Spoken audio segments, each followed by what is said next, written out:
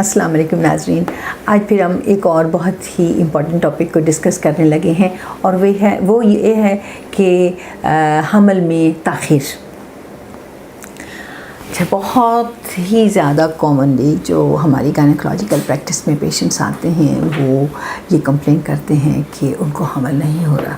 अब रिसेंटली तो मैंने बहुत से ऐसे कपल्स भी देखे हैं जो कि शादी के पहले महीने या दूसरे महीने में ही आना शुरू हो गए हैं कि जी हमें प्रेगनेंसी नहीं हुई, क्या वजह हुई, हम तो अनप्रोटेक्टेड सेक्स कर रहे थे, क्या वजह हुई कि प्रेगनेंसी नहीं हुई। तो सबसे पहले तो मैं ये बात बताती चलूँ कि हमल में ताख़ीर जो है वो हम उस वक्त तक नहीं कहते जब तक आपकी शादी को कम से कम 1 साल का अरसा ना गुजर गया हो। तकरीबन जैसे मैंने पहले भी अपनी प्रीवियस वीडियोस में बताया था कि एक नॉर्मल हेल्दी कपल यानी कि वो कपल जिसमें किसी भी किस्म की कोई प्रॉब्लम नहीं है, ना मेल में ना फीमेल में, उसको भी बाज़ औक़ात सक्सेसफुल होने में प्रेगनेंसी यानी कि प्रेगनेंसी करने में तकरीबन 1 साल का अरसा लग जाता है। बहुत ही कम कपल्स होते हैं जो कि पहले 3 माह में प्रेगनेंसी हो जाती है, बाकी तकरीबन 70% कपल्स को 1 साल तक लग सकता है। उसके बाद भी प्रेगनेंसी नहीं होती तो अगर आपकी उम्र 30 साल से कम है तो आप 1 साल आपको कोशिश करते हुए हो गया है कि आपको प्रेगनेंसी नहीं हो रही, तो उस सूरत में आप अपनी डॉक्टर से रजू करें।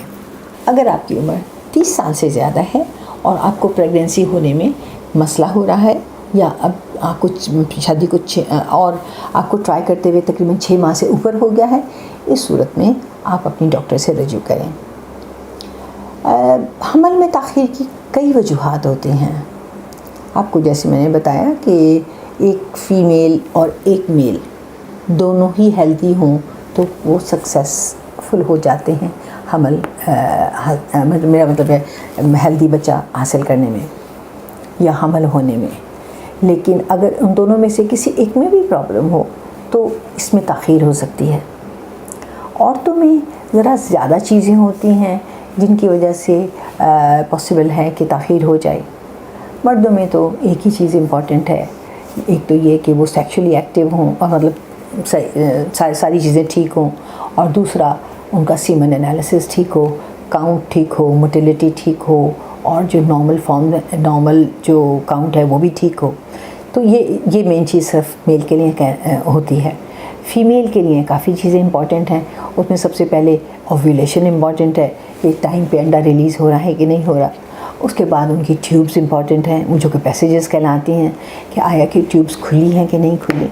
फिर उनका यूट्रस इम्पॉर्टेंट है, आया कि जो यूट्रस की कैविटी है उसमें तो कोई प्रॉब्लम नहीं है कि जिसकी वजह से प्रेगनेंसी नहीं हो रही।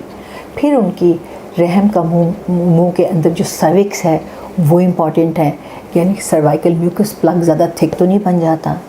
फिर रहम की शेप बहुत इम्पॉर्टेंट है, आया कि रहम पीछे की तरफ टिल्टेड है, आगे की तरफ टिल्टेड है, सर्विक्स या रहम का मुंह ऊपर की तरफ टिल्टेड है, नीचे की तरफ टिल्टेड है।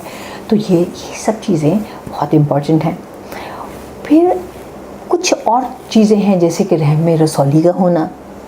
बाज़ दफ़ा रसौलियाँ भी रहम की पोजीशन को ख़राब कर देती हैं, या वो किसी ऐसी जगह पे होती हैं कि जैसे रहम के अंदर वो प्रोजेक्ट कर रही हैं तो उसकी वजह से प्रेगनेंसी नहीं हो रही।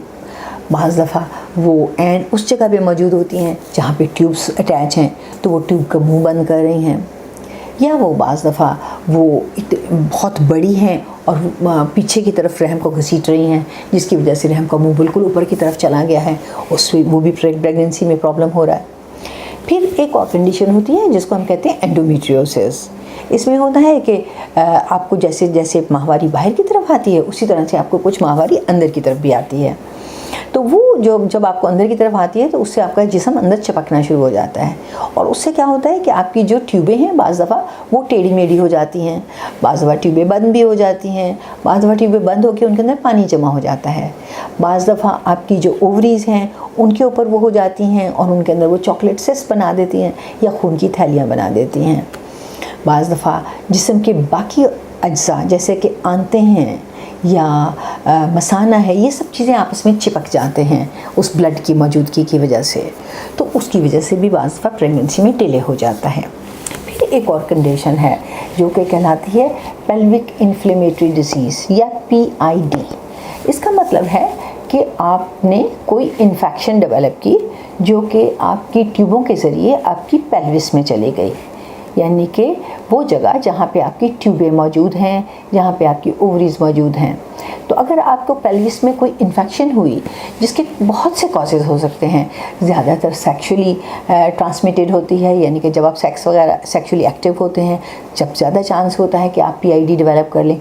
मोस्टली आपका जो मेल पार्टनर है वो इसके लिए रिस्पॉन्सिबल होता है, लेकिन बाज़ औक़ात कुछ लोगों में अपेंडिक्स के बर्स्ट होने से भी हो जाती है।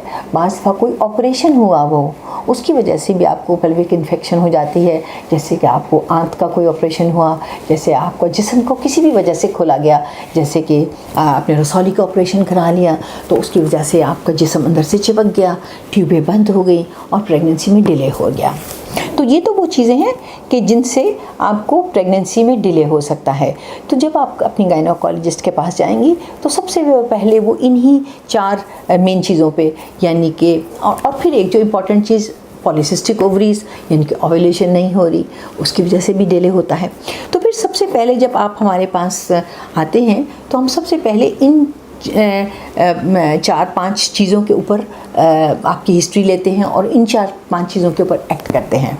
तो जैसे जैसे हम मतलब सबसे पहला काम जब आप किसी भी गायनेकोलॉजिस्ट के पास आएँ तो वो सबसे पहले ये समझते हैं कि शायद ओव्यूलेशन नहीं हो रही, तो उनको दवाइयाँ लिख के दे दो कि अंडा बनाने की दवाइयाँ दे दी, ठीक है। उसके बाद फिर हम आ जाते हैं कि जी जो है और कोई प्रॉब्लम तो नहीं है, फिर हम ट्यूबें चेक करने की तरफ चलते हैं। तो ये तो वो चीज़ें होती हैं कि जो मतलब कोई कॉजेज़ हैं जो कि मौजूद हैं। बाज़ दफ़ा कोई कॉजेज़ ना भी मौजूद हों फिर भी टाइमिंग डिले हो रहा होता है। वो क्यों होता है?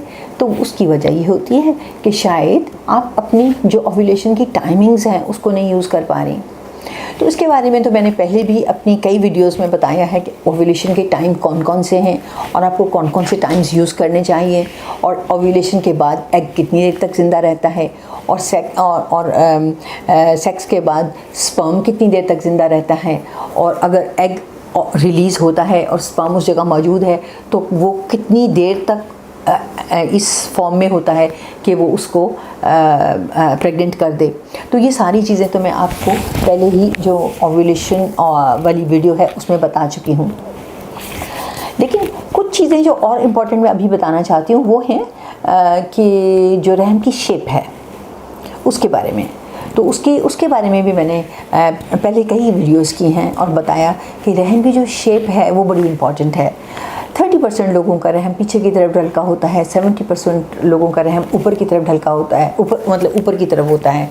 तो जिन लोगों का रहम ऊपर की तरफ होता है उनकी यूजुअली जो नेक ऑफ द वूम यानी कि सर्विक्स होती है उसका मुंह डाउनवर्ड होता है, वो डिप कर रहा होता है नीचे वजाइना की तरफ। जबकि जिन लोगों का रहम पीछे की तरफ ढलका होता है उनका सर्विक्स का मुंह ऊपर की तरफ डिप कर रहा होता है, यानी कि वो ऊपर की तरफ होता है। तो फिर मैंने बताया था कि अगर आपका रहम का मुंह ऊपर की तरफ है तो आपको सेक्स के बाद उल्टा लेटना चाहिए और कोशिश करनी चाहिए कि पेल्विस थोड़ी सी ऊंची हो, तो पेल्विस के नीचे तकिया रख लें, ठीक है। उससे आपकी पेल्विस तरह से ऊंची हो जाएगी। अगर आपका रहम का मुंह नीचे की तरफ टिप कर रहा है तो आप नॉर्मल पोजीशन में सेक्स कर सकते हैं। अगर आपकी सर्विक्स किसी साइड पे टिल्टेड है, जैसे कुछ लोगों की सर्विक्स किसी एक कोने में की तरफ होती है नेचुरली, मतलब ज़रूरी नहीं है कि इसका कोई कॉज हो, नेचुरली भी ऐसे हो सकता है, तो फिर हम साइडवेज सेक्स वगैरह भी एडवाइस करते हैं। तो ये तो वो चीज़ें हैं कि जो हम नेचुरली अगर आपको प्रेगनेंसी होने में डिले हो रहा है तो हम आपको एडवाइस करते हैं कि आप ये करें। उसके बाद फिर ज़्यादा सोफिस्टिकेटेड किस्म की इन्वेस्टिगेशंस आ जाती हैं जो आपकी गायनेकोलॉजिस्ट आपको एडवाइस करती हैं। Thank you.